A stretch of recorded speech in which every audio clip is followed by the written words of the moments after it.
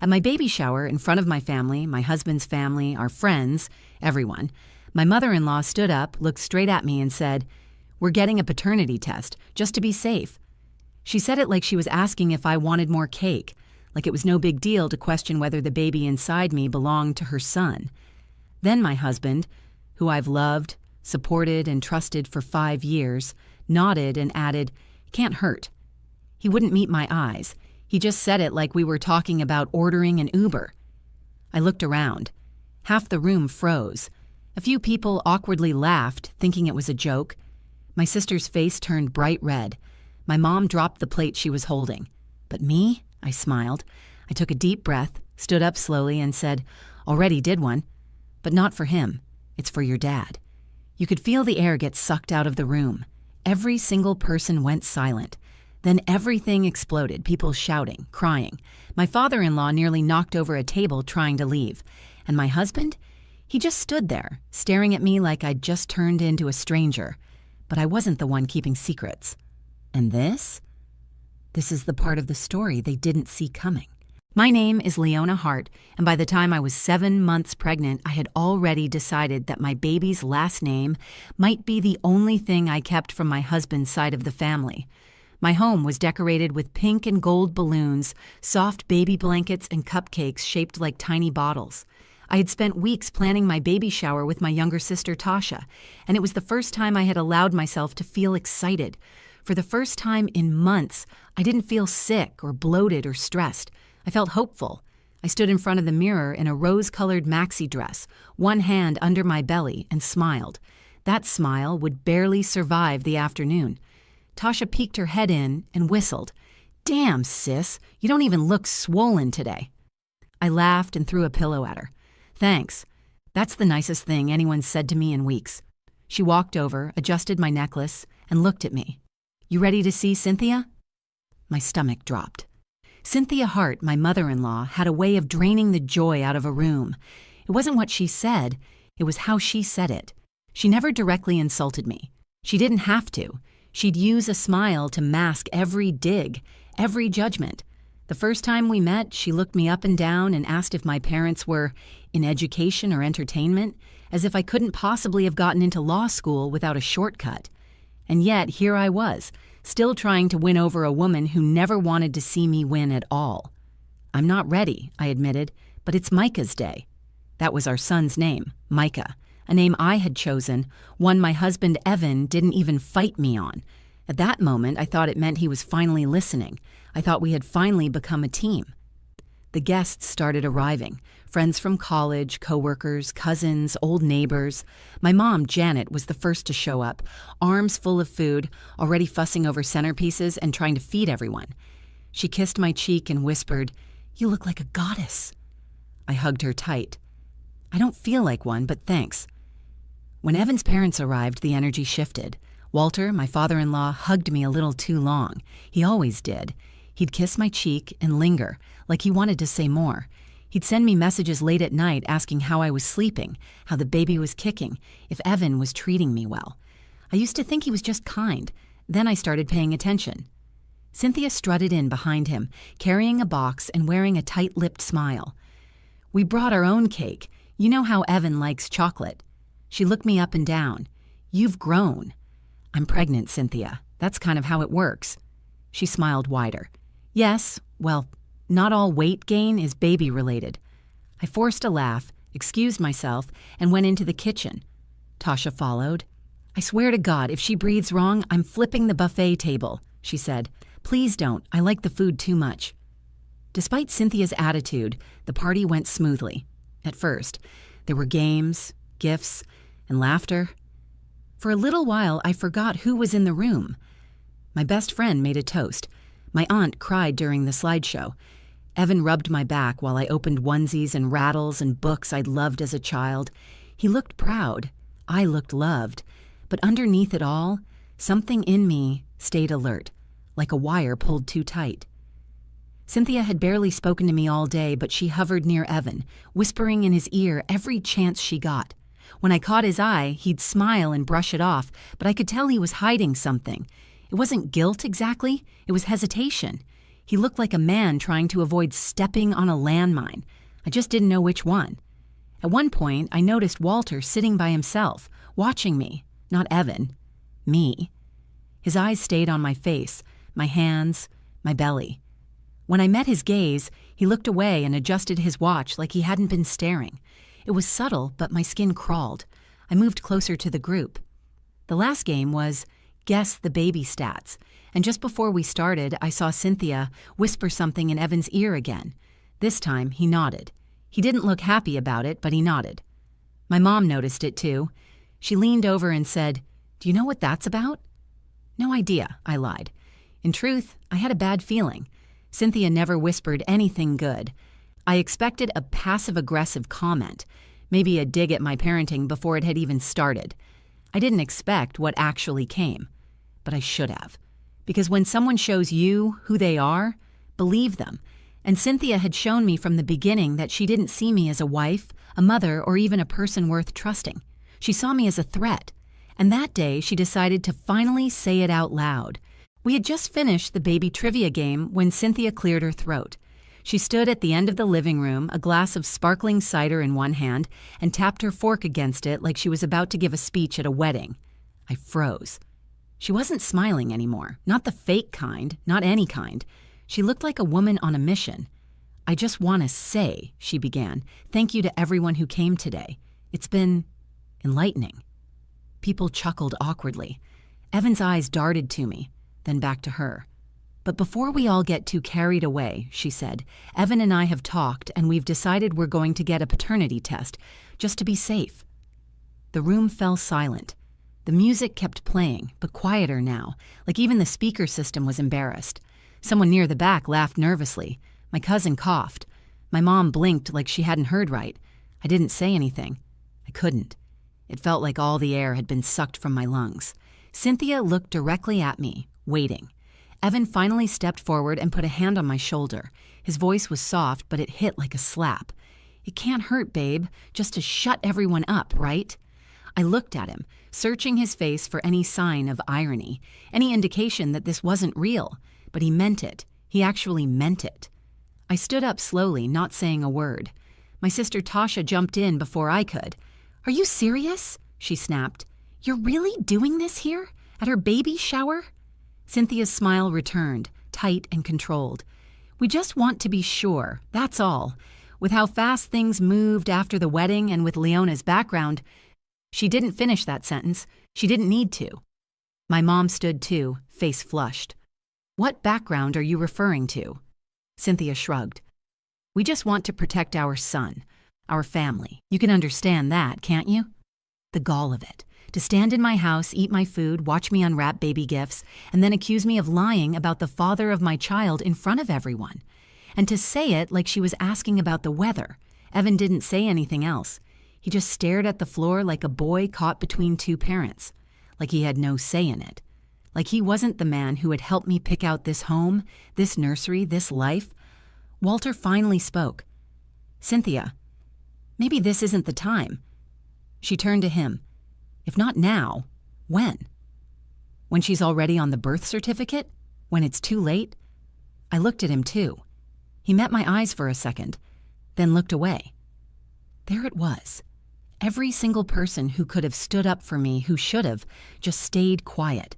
And in that moment, the humiliation didn't sting as much as the realization. This wasn't about the baby. This wasn't about doubt. It was about control. This was Cynthia's final test. Her way of forcing me to kneel or fight. She wanted me to beg for their trust. But I wasn't going to do either. What she didn't know was that I had already seen this coming. A month earlier, after one too many late-night texts from Walter, I started paying attention. One night, he messaged me at 1:14 a.m., asking how often Evan had been home. He claimed he was worried about me being alone. I showed the message to Tasha. She said what I had been afraid to admit, that something felt off. So I did something no one expected. I ordered a discreet at-home DNA testing kit. I swabbed my cheek, and when Evan fell asleep, I took a swab from him too. Then I waited. The results came back a week before the baby shower, and the first thing I did was check the baby's match against Evan's. It was a match. No doubt. I knew it would be, but part of me needed to see it, to know for sure. But then I did something else. I still had a DNA sample from a family ancestry kit Walter had left at our house over Christmas. He had bragged about tracking his Scottish roots. I sent that in too, just to satisfy a question that had been gnawing at the edges of my mind. When I got the results, I sealed them in an envelope and kept it in my purse. I didn't know what I would do with them, not yet, but I had them. I was ready. So now, as Cynthia stood there accusing me, Evan nodding quietly beside her, I realized this was the moment. I could stay quiet, let the shame settle in the room like smoke, or I could clear the air with fire. I looked around the room, at the people who thought they knew me, at the man I married, at the woman who never believed in me. Then I smiled. "Actually," I said, "I already did a paternity test." Cynthia blinked. "You what?" I stepped forward and took the envelope out of my purse. But not for Evan. I tested the baby against Walter. The room cracked open. The silence didn't last long, but for a few seconds it was thick enough to choke on. And then everything unraveled.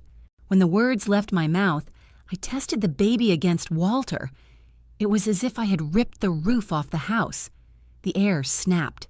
Conversation stopped. Someone in the back whispered, "What?"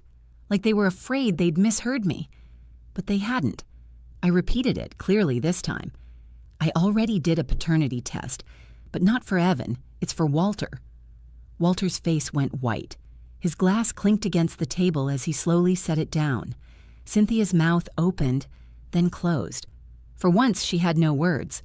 Evan looked from me to his father. His lips parted in confusion. My mom gripped the edge of the table like she was bracing for a storm. Tasha just folded her arms and stepped behind me. I didn't raise my voice. I didn't cry.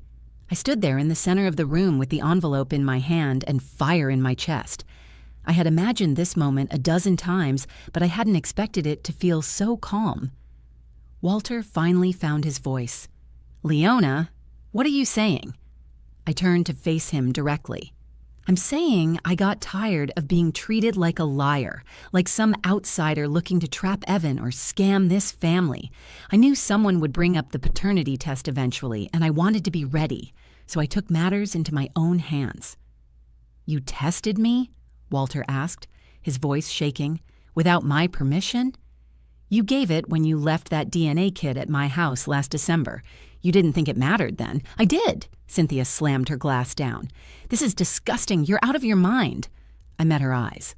"I'm tired of defending myself, of being picked apart and second-guessed by you. I've been your son's wife for almost 3 years. I've never cheated on him, lied to him, or given you a reason to doubt me. But you've never needed a reason, have you? You just wanted to find one." Evan finally spoke. "Wait, so the test came back negative? What exactly are you saying, Leona?" I took a breath and looked at him. "I'm saying that Walter is not the father of this child. There's a 0% biological match, and I never believed he was. But the fact that I even felt the need to do that test should tell you something about the pressure your family has put on me." He stared at me like I was speaking another language. "You thought my dad might be the father? Why would you even think that?" I didn't, but I noticed things, messages, comments, the way he looked at me. "You ignored it when I brought it up. You always brushed it off, told me not to cause drama. So I decided to be the adult in the room and get answers instead of waiting for more questions." Walter was red now. He stood and pointed at me. "This is character assassination. I never touched you. I never said you did," I interrupted. "But your behavior was inappropriate. You crossed lines. And if I hadn't protected myself, you'd all still be sitting here questioning whether this child is even Evan's. So I proved it. I proved all of it." Cynthia stepped forward. "You've humiliated this family." "No," I said.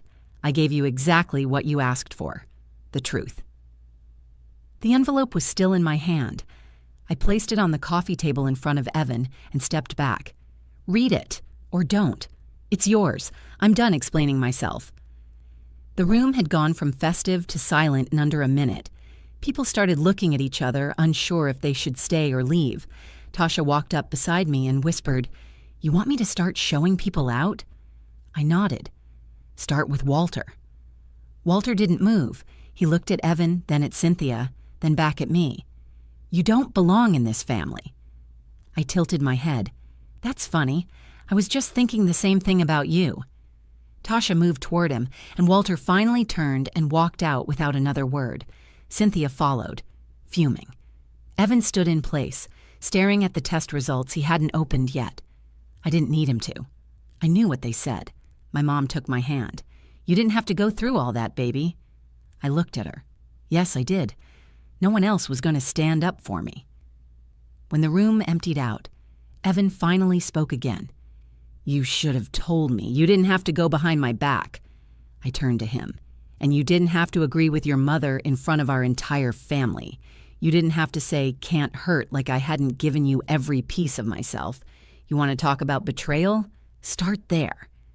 He didn't answer, and I didn't push. That wasn't my job anymore. That day, I didn't just defend myself.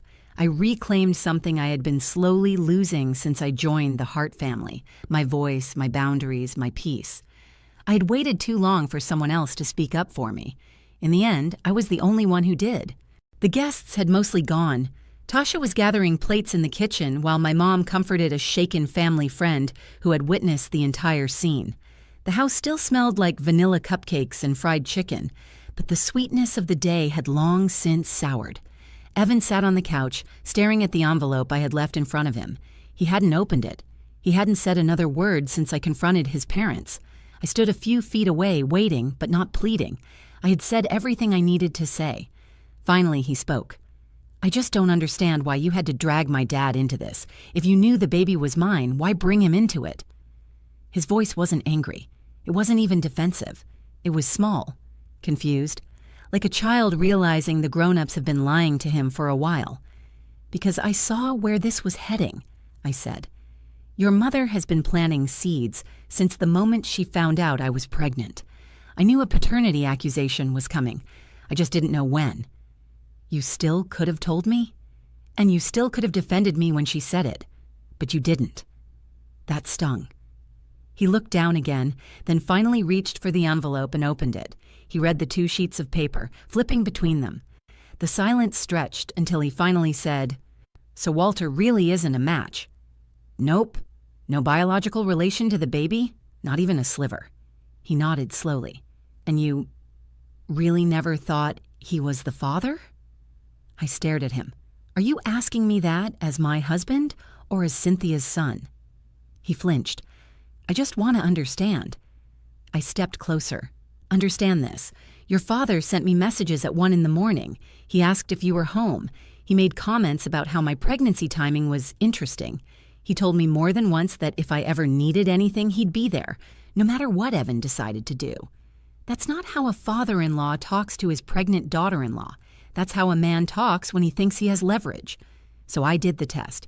Not because I thought he was the father, but because I wanted to shut that door forever." Evan swallowed hard and nodded again. "Okay, I believe you." I didn't respond, because it wasn't enough to be believed. Not now, not after what had happened in front of everyone I loved. Down the hall, I heard my mom saying goodbye to guests. Tasha came in and gave me a look.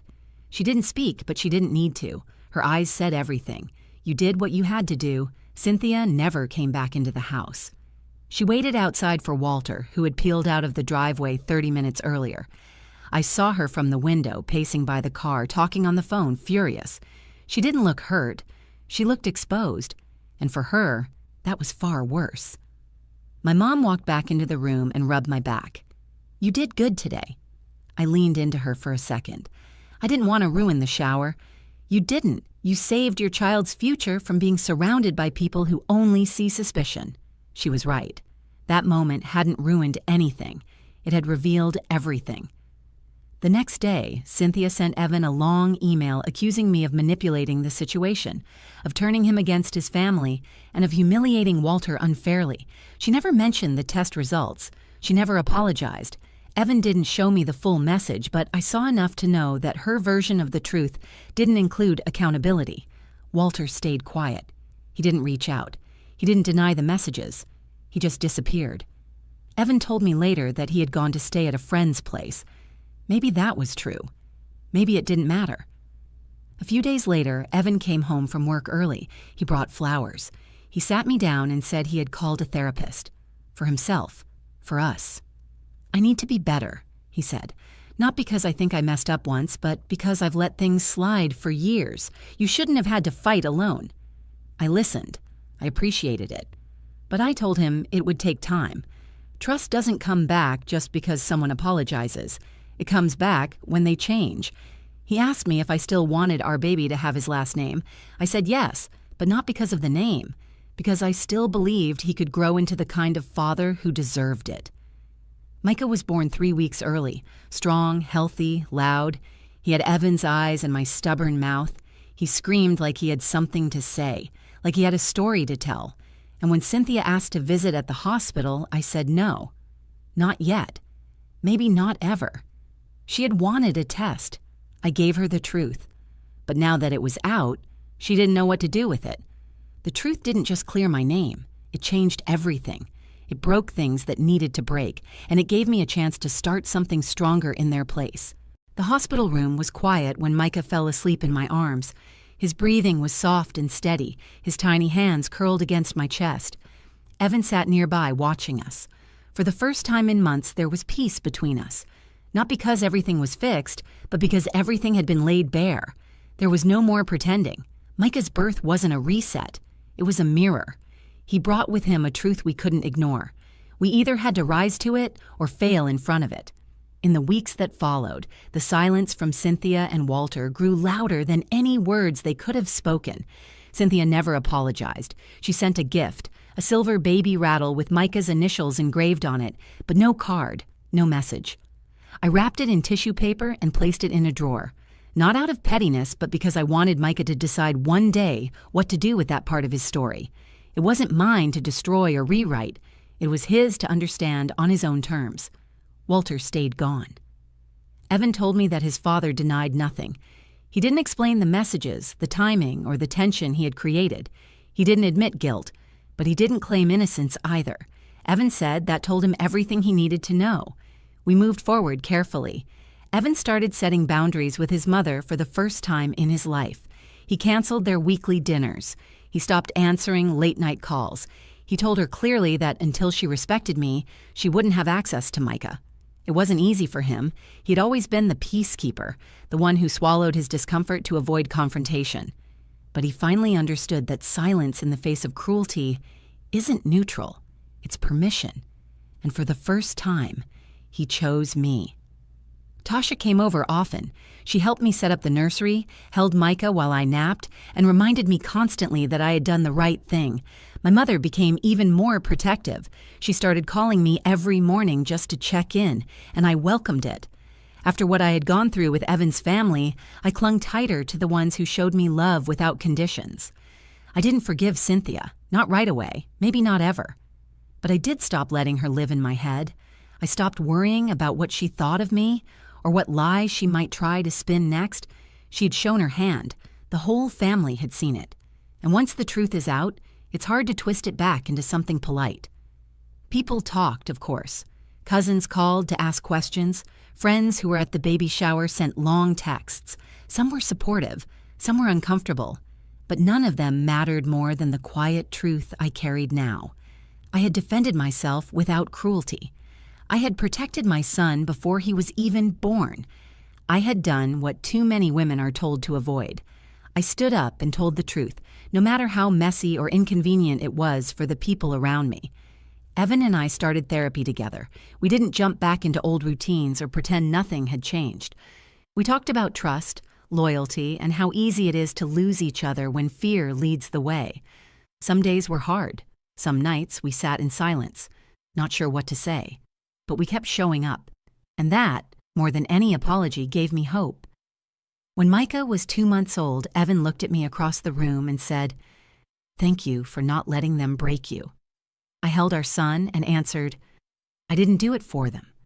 I did it for me, for him, for us." I learned that love is not passive. It's not just choosing each other on the good days. It's choosing each other when your family turns on you, when your name is doubted, when the room is full of people waiting to see if you'll crack under pressure. Love shows up when it's hard. And if it doesn't, then it's not love, it's convenience. I didn't set out to destroy anything that day. I only wanted to protect what I was building. But sometimes protection looks like confrontation. Sometimes it means exposing the cracks so the foundation can finally be rebuilt.